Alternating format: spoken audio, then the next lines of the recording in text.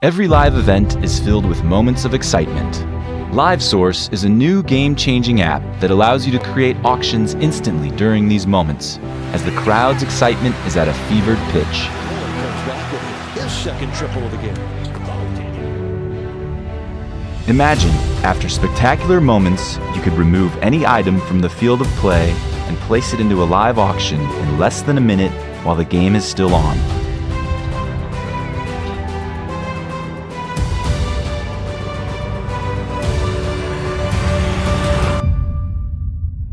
Imagine the fans in attendance bidding on and winning one-of-a-kind memorabilia and experiences from that event while the event is still going on.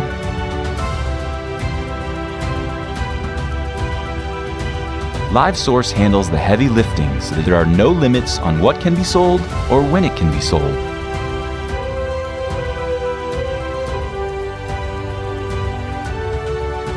Auctions can be created in less than 60 seconds, at which time the app immediately notifies fans to start bidding, determines the winning bidder, and arranges payment and delivery moments later. Excite your audience with highly shareable moments. Motivate more fans to attend your event, increase revenue. With LiveSource, it's as easy as 1, 2, 3.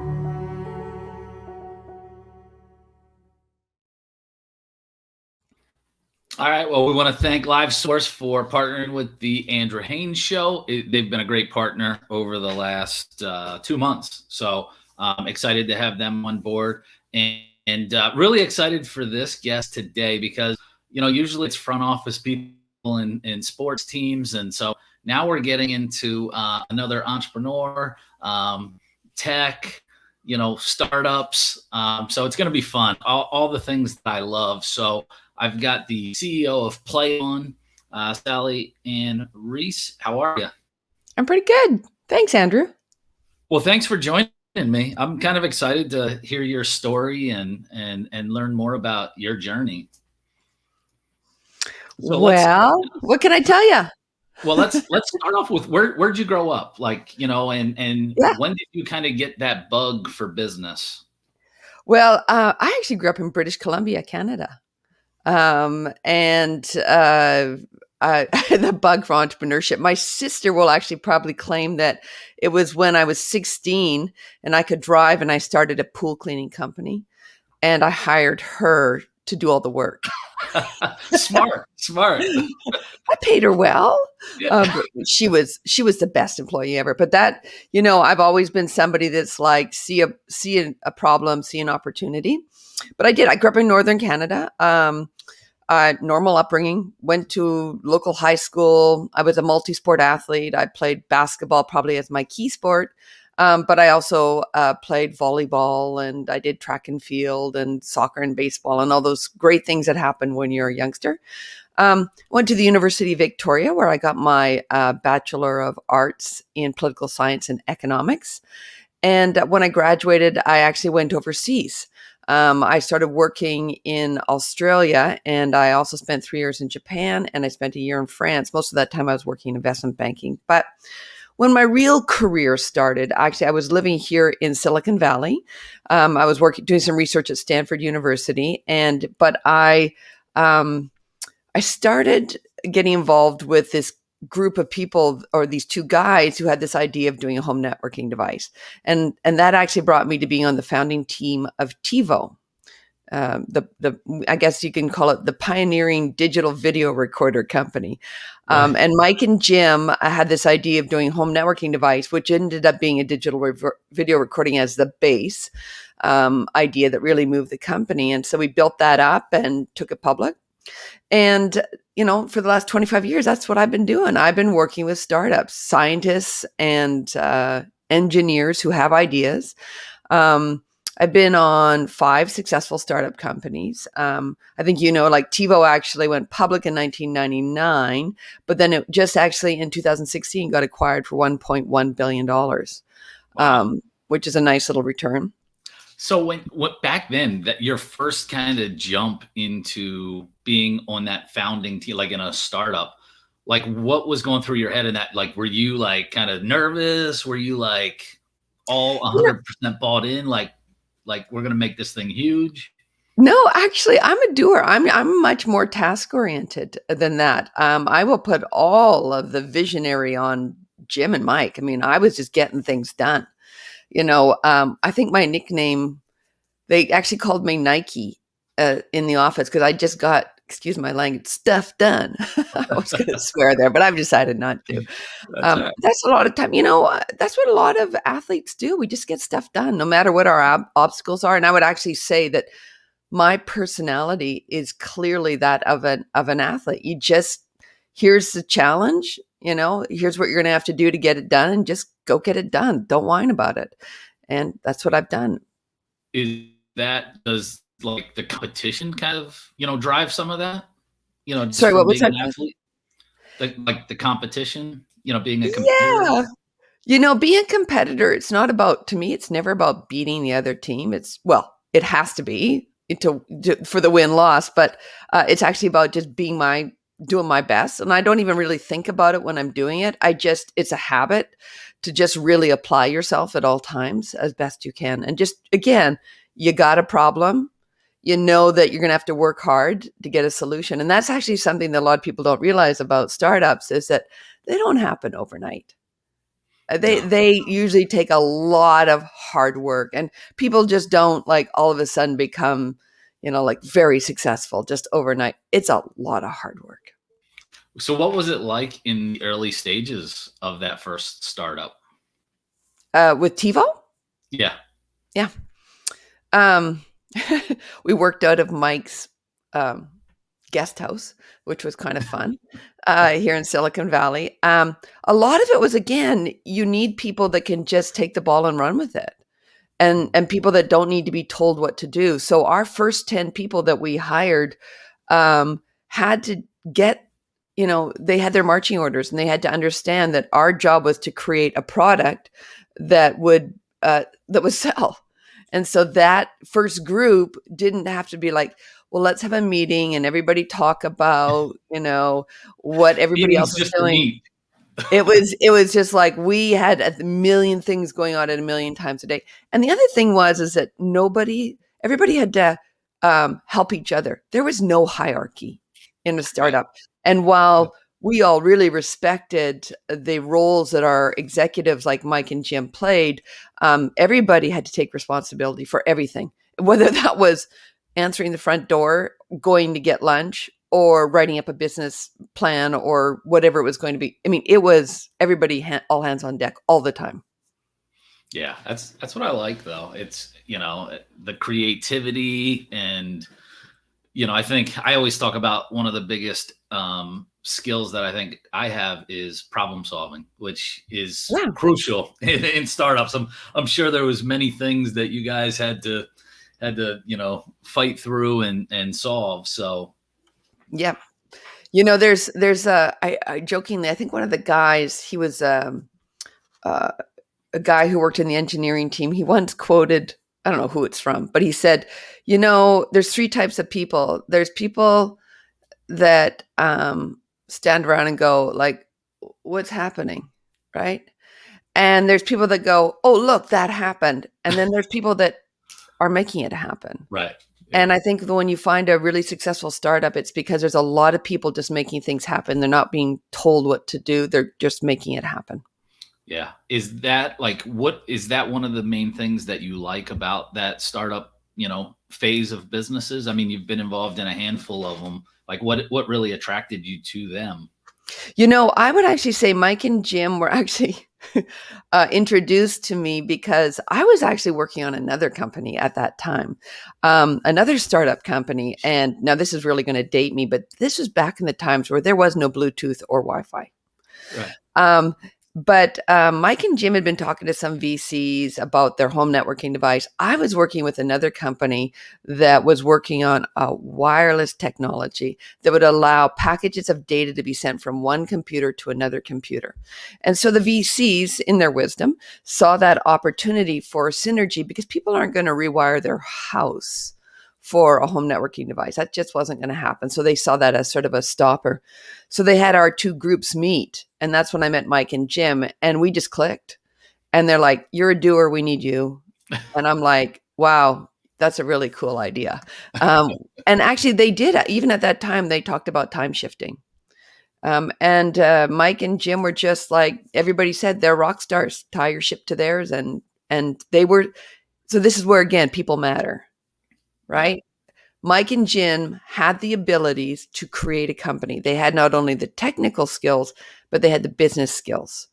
And so what they needed were people that could manage and technologically get things done. And that was where I came in. I was pretty junior when I came in, but I was, we always joke about who was the first employee of TiVo. Well, that was me, but only because I got my paperwork in first. But Mike and Jim really were the founders and the first people. I was just the first person to come in and help them get things done. So how long did you work with TiVo then? I was there for about 3 or 4 years. We'd gone public in 1999. So I'd been there for about 2.5 years. And then once we went public, that's when a startup, when you start to take serious money, that's when startups change from sort of flying on the seat of their pants to being really organized and bringing in people with really deep knowledge. I mean, that's something about somebody who starts a company is that you are really good at managing a lot of things, but only about an inch deep. And when you start to run a very well-funded company that is expected to sort of play by the rules, you need to hire people that can go a mile deep. And I recognize that. And so that's actually something that I said, my time here is done. I've helped you as best I can. We've gone public. And on a side note, I was having my third child. So wow. in So all you were fairness, definitely a little busy. In all fairness, this, I don't know, behind me back here, my daughter was my third child, right? She's, by the way, growing up now. I think there's a picture above me there that shows she's a growing up young woman. Nice. But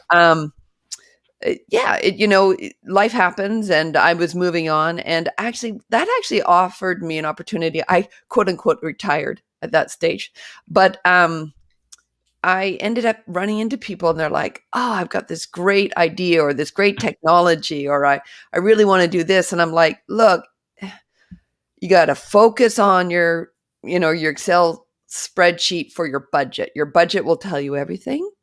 And what you really need to do is focus on your product, your customers, and your team. At the very beginning, eventually it moves to traction and stuff like that. But at the very beginning, you need to focus those things.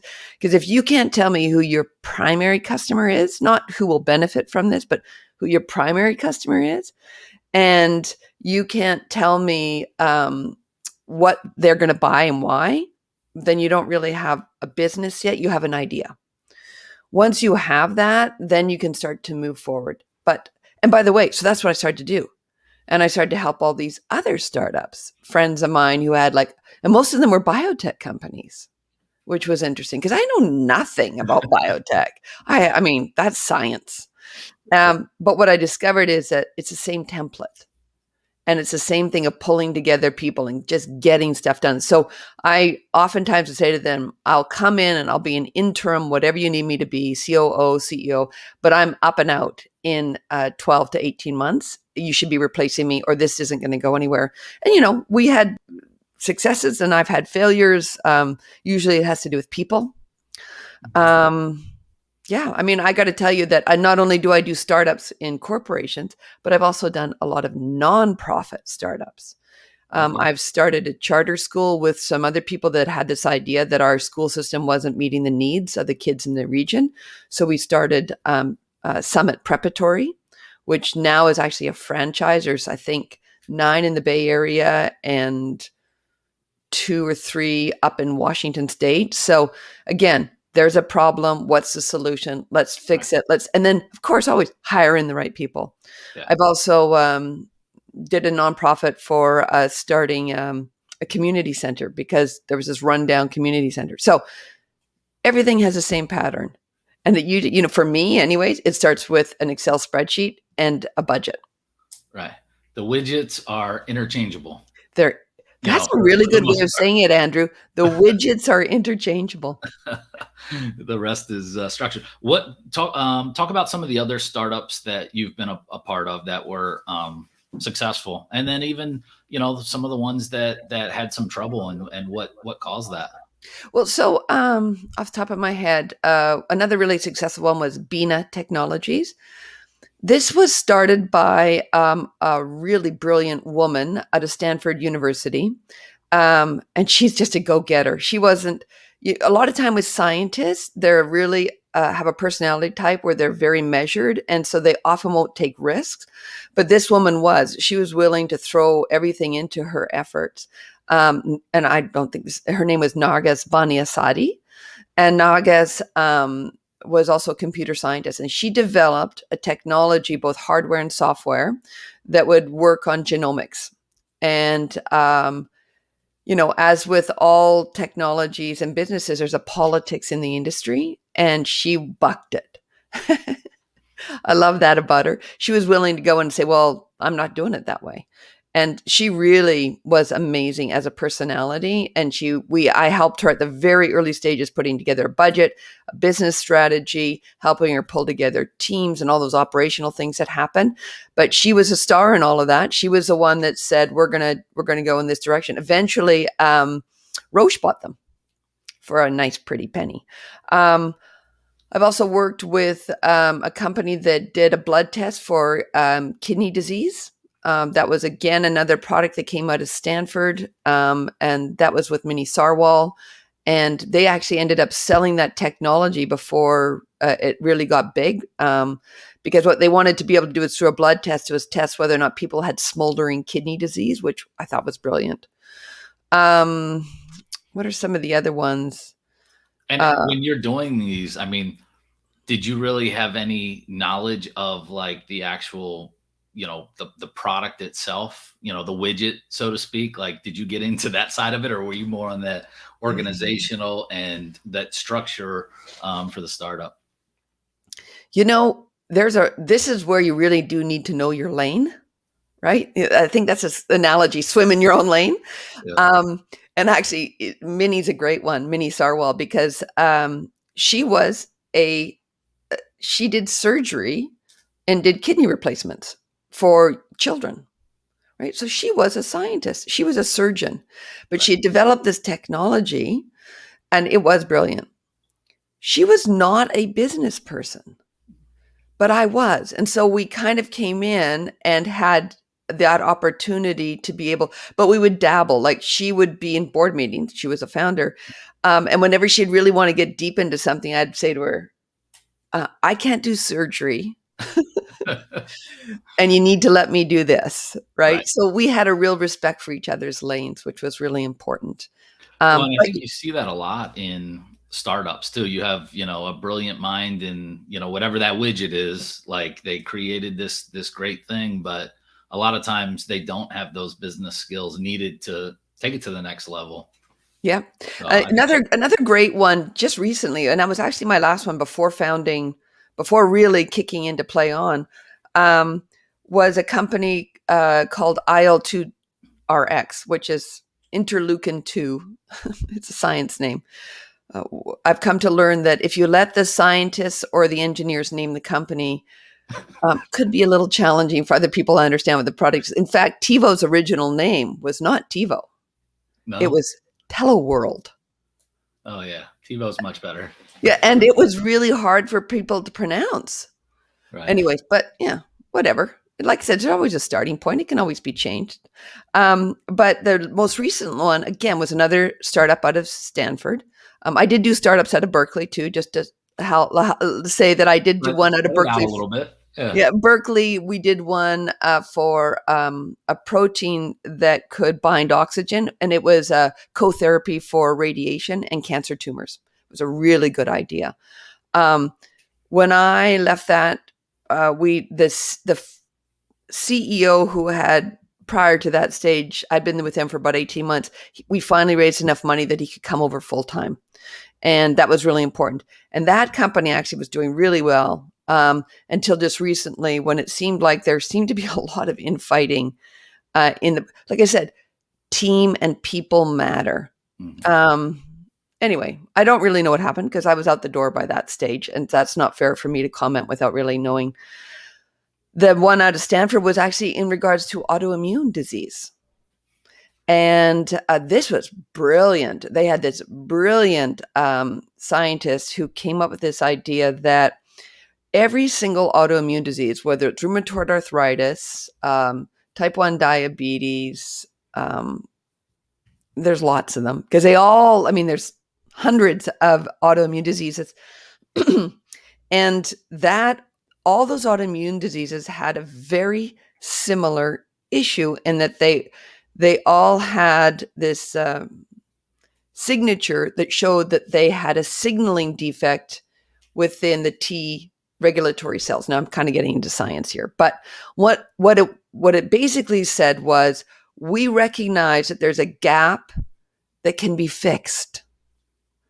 And so they actually came up with a solution to fix that gap in this signaling so that people that had autoimmune disease could not only would it, because autoimmune gets worse and worse and worse and worse over time. And that's usually what ends up killing people, is your body's attacking itself. But it would not only slow it, but sometimes it even stopped it and reversed it. And I got involved when it was still just an idea and needed to be tested. So we spun that out of Stanford. We took it down into the San Jose area and we started testing it and doing all of these things. And of course, science is very regulated, so you have to follow all these rules. And that was brilliant. That was co-founded by two amazing scientists. One of them is Dr. Gary Fathman, who was the head of the immunology department at Stanford. And I know that they're still working on it. So, bravo to them. Nice. Yeah. I mean, that's some great stuff. Like, how did you get from, those startups to PlayyOn? How did that all come about? Okay. So this is where it's a little bit of a difference, because all those other ones, I was either brought in or introduced or recruited to be on those teams. This one's personal. It's your baby. But it's also a very personal problem. As you can see, I'm a very sports oriented person. I played in high school and college. I was a multi-sport athlete in college. I played basketball. I crewed on the rowing team. Even today, I'm a weekend warrior when it comes to sports. I play tennis. I haven't played basketball in a while, but I still play basketball. I play softball and soccer and you name it, scuba dive, horseback ride. But this one happened actually from a very real situation where my daughter, who at that time had just joined the Palo Alto Midnight Basketball Club, and the head coach asked me if I would give some help to the everyday operation stuff. And he was a great basketball coach. It was a great club, very good basketball, but they were super disorganized. In fact, when I came to realize, oh my God, this whole thing is run on paper, I was just like, this can't be real. Now granted, they're coaches, that they're not administrative people, operational people. And I said, well, this has got to be fixed. There was one spreadsheet and it had everybody's email in it. Even people that didn't belong anymore. But so I said, well, let's fix this. And I looked actually for a solution online. My first go-to was, look, I've used software for organizing the teams my kids played on, right? So I used a team software that would allow communications to happen between the coach and the parents. But this was different because this was about a program that needed to have registrations and payments. The kids were typically old enough to have their own phones. We were doing training and camps. It wasn't about a singular team communications. It was more like a program-wide communications and then specific groupings that you need to communicate with. And there was a financial commerce side of it too now, because people are paying to be part of this experience. And like I said, I did my research and there was nothing out there. It was either just team-oriented, which is a big mistake, or it was a website maker. And you could always tell the website maker it's because you go to their website and it would say, great, give us your information and we'll call you. And you're like, no, I need it now. It's 11 o'clock at night. I need it now. I need it what we call real time. Yep. And that was where my spidey senses kicked in, right? I'm like, this is an Here we go again. This is an unmet need. And I said, how hard would it be to create something like this? And my husband, amazing guy, he basically said, I'm so tired of you spending hours sifting through emails at 11 o'clock on a Saturday night just to hold this program. I'll put money into it. Like, just fix it. So I'm like, great, got you on that one. Give me the check. So that's what I did. And we, I hired some engineers, some local kids, actually. They were still students at Stanford. And I hired them to start to create a prototype. And we started to say, okay, what's the problem? By the way, that's a really hard thing to do. It's really hard to put your finger on what the problem is. But we did eventually over time. And again, this was just a kind of a side gig for me because I was still working. I was still running companies. So this was a side gig, but I was dedicated to figuring out how do you solve this problem? Eventually, with great UX UI people involved, we decided that the problem lay with the person who makes a choice to organize something. And that could be a head coach, it could be a volunteer manager, it could be whatever it is, athletic director, but they have to manage something and then they have to run the program, right? So they have to get everybody to sign up and pay or just sign up, whatever.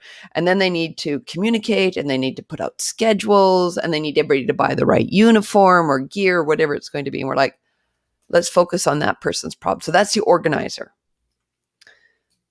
These were young people that were helping me organize this software design and this software build. And the first thing they said to me is, well, why don't you make this an interest network? Like what Spotify does for music or LinkedIn does for careers, make a network so that people can communicate and do commerce within inside that interest community. And I'm like, all right, let's do that. So that's why PlayyOn is really different than most, SaaS platforms. We have a product that not only allows people to connect and follow, and it gives the organizer everything that they need, but the end user also has their own dashboard now, which is really important because when I'm 16 playing soccer, I also play basketball or volleyball. So I just want one software that brings everything together. I now have a profile. And, that profile has a showcase where I can show you off my trophies or my achievements and awards. And they're not written down in words, they're photos and they're videos. And then as I get older and I go off to college, now I have that profile and my connection with all my teammates. So competition, camaraderie, community, all play into PlayyOn. So when you ask me about why did we start it or whatever, it was a really personal issue. But now we're a much bigger team. By the way, PlayyOn's live. Anybody can use it. It is, as we said, the biggest issue was just being able to get something that was really easy to use. Because again, people that are using it, they're busy. And we just want to give them something simple and easy to use. So it has to be easy to use. It has to be affordable. So we made it very affordable. It's free to use, in fact. So that's pretty affordable. And it had to be turnkey instant.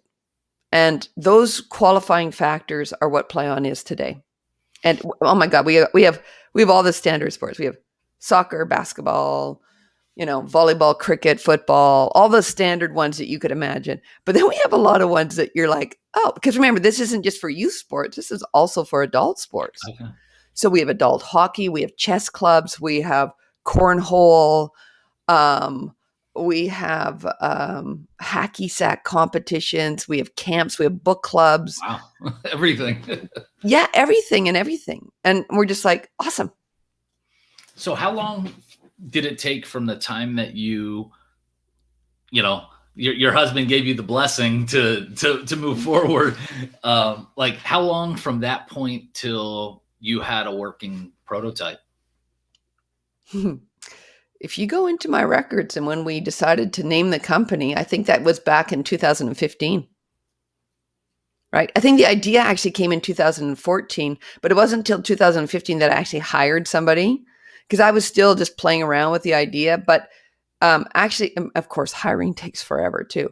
And it's, the great thing about today's side gig economy, which I just love, is you can do things in small bites. Before it's kind of like, here's the elephant, fund the elephant, now eat the elephant, right?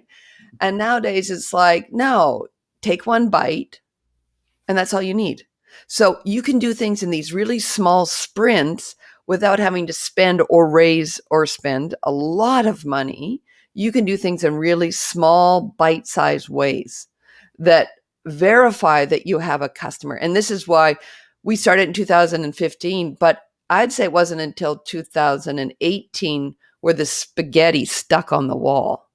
I mean, we just kept throwing it on the wall, and you gotta be open to hearing your baby is ugly. Boy, did I hear a lot of that at the beginning. I like that. That's good.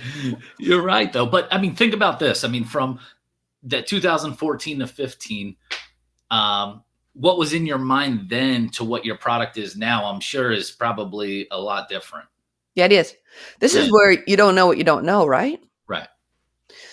Back then, I was creating a solution, and I always loved this. I think it was a marketing guy that said, your solution shouldn't be the end user's problem, right? So just creating ease of use. I didn't realize how important user experience, user interface is to a product.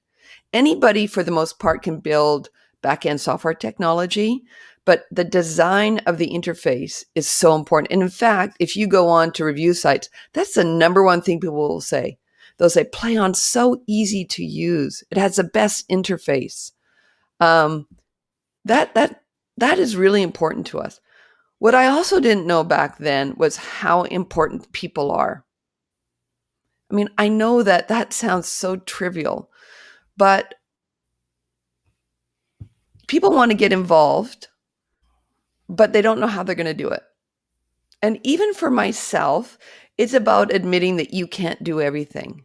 So, for example, I knew that once the spaghetti stuck to the wall, what's next is called growth, right? Once you have a minimum viable product and you have a good market fit and all those different things, if you actually want to go out and raise money and build a team, you need to have a growth plan, a growth strategy. And I'm like, yeah, grow. And they're like, yeah, but what does that mean? And I'm like, so again, you don't know what you don't know. And that's where, really putting an effort into understanding and asking people, which a lot of us athletes tend not to do. We don't just like, I'm just going to get this done. I'm just going to, muscle it out. I'm just going to get it done. But it's really about asking people and finding out, hey, if I want to grow this company, what are the best practices? What book would you recommend? What videos should I? And it's really about reading and reaching out to people. And I did. And I'm really glad I was forced into doing that. My board came back to me and I said, well, we're going to move into growth strategy period. They're like, okay, we want you to bring somebody onto the board that is a growth expert. And the way you're going to do that is go out and ask everybody that you know who's the best person that could understand growth of a software and all those different things. And so I did. I just went out and started asking people. And again, I think it was, I don't know if you know who David Meltzer is. He always says the best way to get somewhere is to ask directions. Right. And so I did. And I'm really grateful for that because now I have a growth strategy. And because the only reason people don't use PlayyOn is that they don't even know we exist.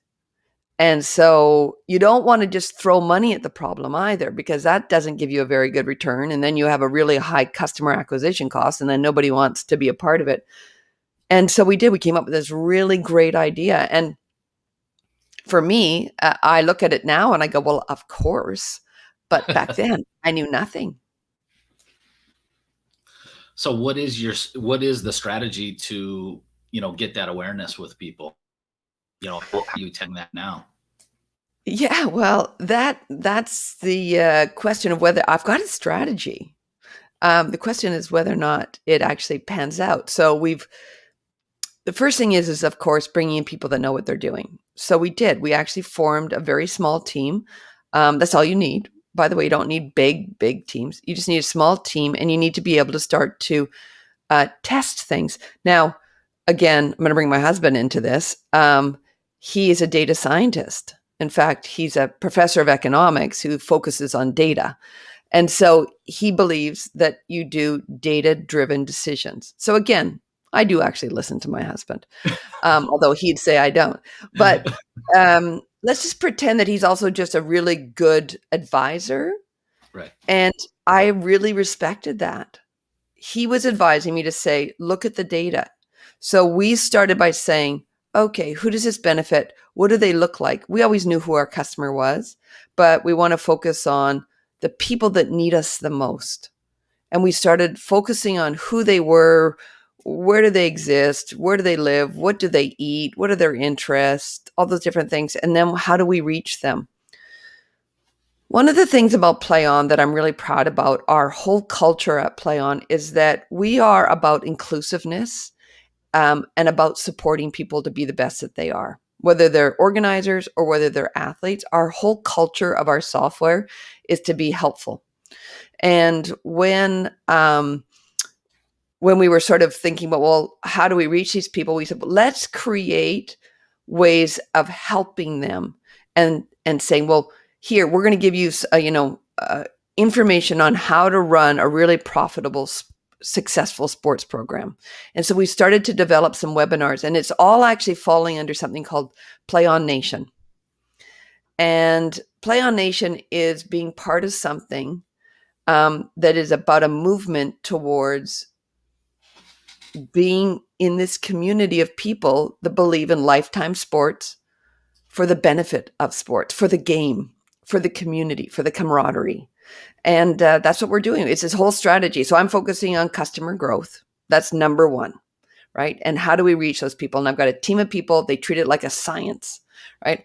Let's focus, let's create some content and then put it into this, whether it's social media or a website or whatever like that. Let's put it in there and let's see who reacts with it. Once we figure out who reacts with it, we're like, oh, they actually like our product. They're using our product now. So then we say, let's find more people like that and let them know we're here for you. Like, we got a product. It's free. It's all those different things. You come use it.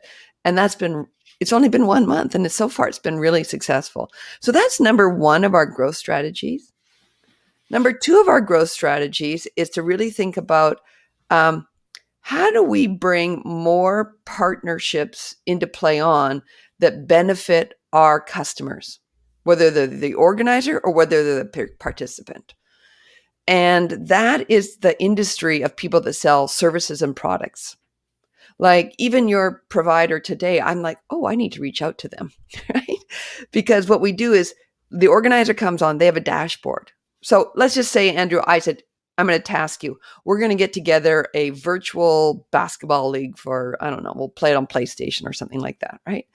And you're in charge of getting ready to sign up and register. So you're going to use PlayyOn for that. Really easy way to set up a registration page. It's almost like event pages, a landing page. People just register in 1-2 click of a button. They're done. Now you have all that information in your database inside PlayyOn. Now you communicate with them. You put them onto different rosters, different teams, whatever it is, groupings, and then you communicate to those teams. The end users have their own way of coming in. If we were live and real, one of the next things that you're going to be tasked is, okay, I need everybody to buy uniforms or swag or whatever it is. And we're like, okay, so we went off and we partnered with a third-party provider. And so we launched at the end of December something called Gear by PlayyOn. And that's a way for the organizer to set up a gear store, which immediately has their colors and their logos and their tag names. And immediately the end users can go in and buy it and select the sizes and buy all sorts of different things. And it's sent directly to their house.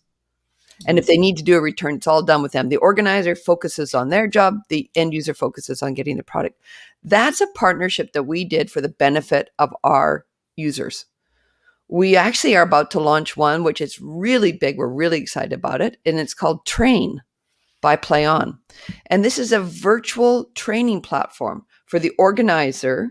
They go on and they can create a series of curriculums that include videos and links and information and various things like that. Whether they upload the videos or they use other people's videos, doesn't matter. But they click that curriculum on there. The end user uses their phone. It's an app called Train by PlayyOn. I'm not sure it's released yet. I think it's the end of this week. They can download the app. And then when they download the app, they now can use this app as an end user to be able to go through the curriculum. And this is this concept of synchronous, asynchronous learning that we've all come to appreciate over this last year. Because, well, one of the things, good news, bad news, is that all learning went online. But that's actually good news for a lot of young people who don't like to get out of bed before noon and their coach is calling a practice at 6 a.m. in the morning. Well, now they can do all of their asynchronous learning individually. They come together in a synchronous meeting where the coach is either doing a one-on-one or a group training, and he can actually see them and say, well, actually get your elbow in just a little bit more. Or maybe the student has uploaded a video. So all of that, we partnered with a third party to create that software. And the organizer has a dashboard. The end user has an app. It's beautiful. So we are going to continue doing things like that. We're going to continue to integrate into PlayyOn third-party solutions to be able to offer our customer base more stuff that they would want to be able to do in their operations. Wow, that's impressive. Is the platform all web-based? Is there an app with it? What's the makeup look like? So when we built this, again, a new generation of engineers said, the problem with apps is you got to constantly, if you want to do a big change, you have to redo the app. And there's another $100,000. Nowadays, that's not how much it costs, but it's just a pain to have everything synced all the time. And the other thing is that we realize is that, remember, PlayyOn's worldwide. We have people using it from all over the world, Australia, Nigeria. I mean, you name it. Most of them are in the United States and Canada, but we have them everywhere. But not everybody has a smartphone with amazing space. So what you wanted it to be was seamless, so that if people follow links. So your coach says, register. You follow that link. You don't say, I think I'll register for something today. I'm going to go to Eventbrite and look around. You don't do that. You follow links, even if it's a search. You follow links. So you get this thing, you link, you go to it. We wanted that to be seamless. So we built something called Web Responsive. And it allows people, it doesn't matter if they're on a phone. It doesn't matter if they're on a computer. They get the same experience. But they have it. So we always build, when we build our product, we build in what's called mobile first. So everything has to look good on a phone.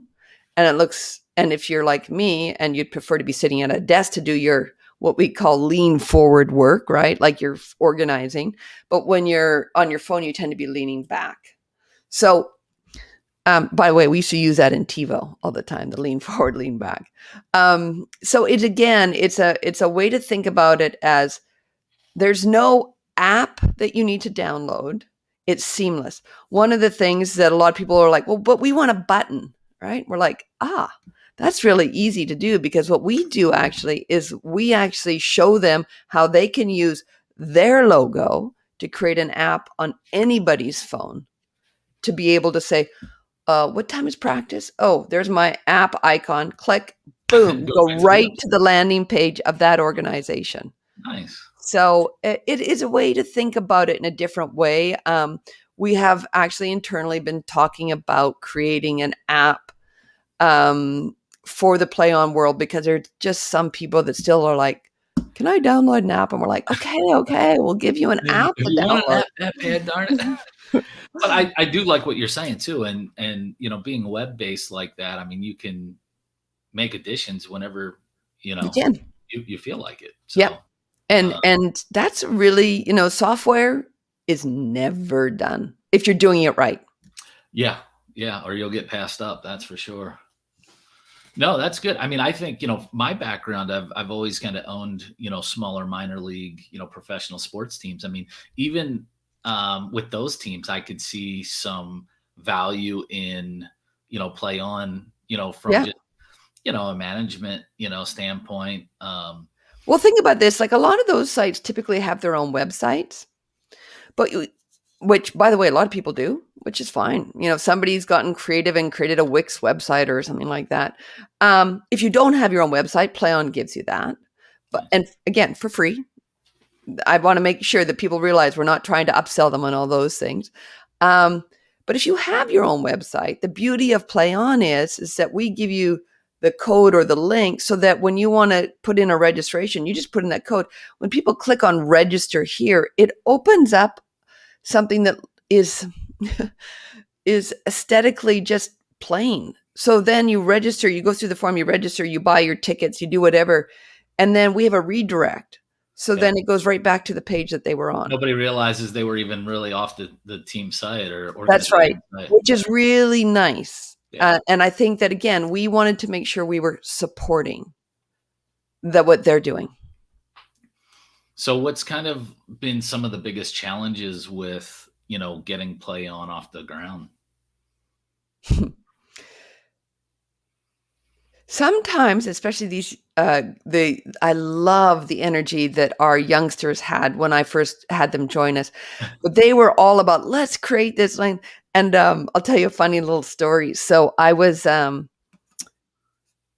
let me just sort of premise it by saying this. My biggest challenge was at the beginning was having people catch up to the technology we wanted to deliver to them. Remember, this is about what you want to build versus don't let your solution be their problem. So we went to a trade show. This was really early days, and it was down in San Diego, and a good friend of mine who's the son of a famous basketball player said, I'll come and help you at that. I want to go and meet all these athletic directors of California anyway. So we went down there and we had this booth, right?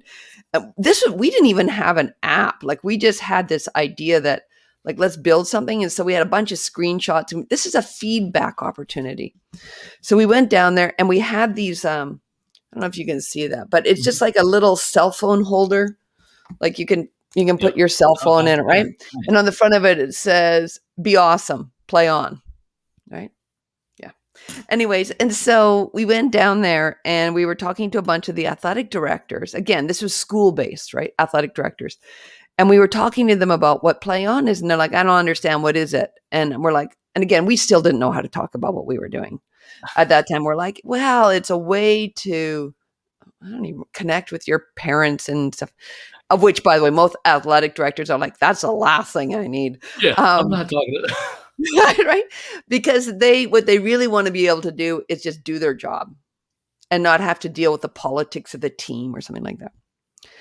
But anyway, some of them got interested and they're like, well, what are those blue things down there? What do I use that for? And I'm like, oh, that's for your cell phone to sit in so that you can put that on your desk. And they're like, oh, will that work with my flip phone? And I'm like, okay, we got a problem. Houston, we have a problem. Right? So they were still using flip phones. And we were like, oh my God, we've built something for the next generation. But the current generation in charge is using a flip phone. So that to me was the biggest challenge. And it sent us right back to the drawing board to say, what happens if they don't have a phone that's a smartphone? So that was a really important thing for us to realize, is that you have to have layered technology.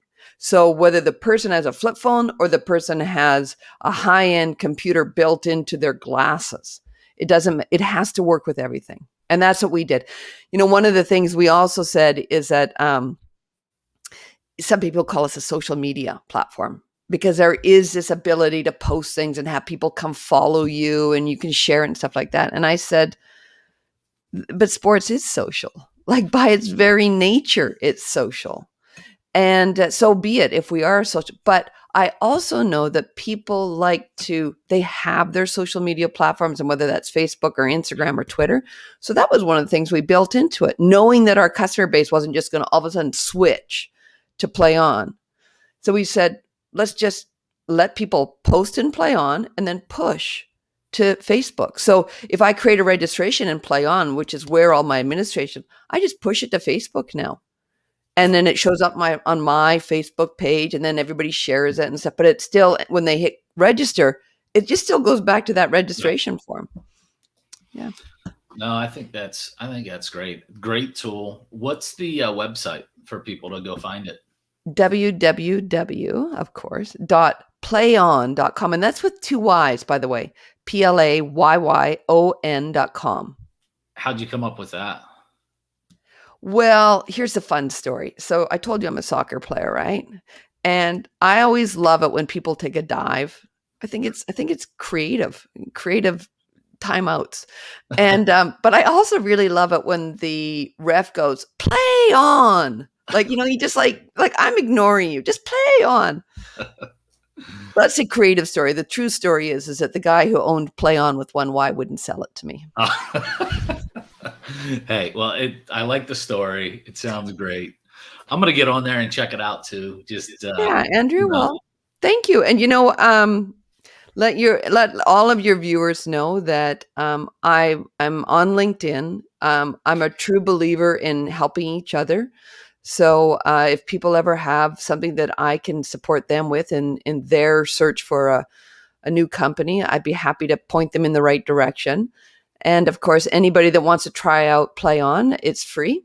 Happy to have them join us. And there's a blue bubble when you get on PlayyOn, there's a blue bubble at the bottom there. And we have a whole customer success team that is ready to help them. No, that's great. That's great. We'll have to have you back on sometime.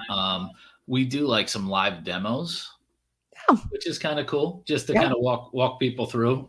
So that might be something cool to check out sometime. But I want to thank you for joining me today. It was great to kind of hear your story and learn more about your company. I can't wait to see it more. Thank you, Andrew. And again, thanks so much for having me on your show. You do great stuff. And again, a shout out to LiveSource with their online auctions and raffles. Thank you for supporting Andrew and his team. Appreciate it.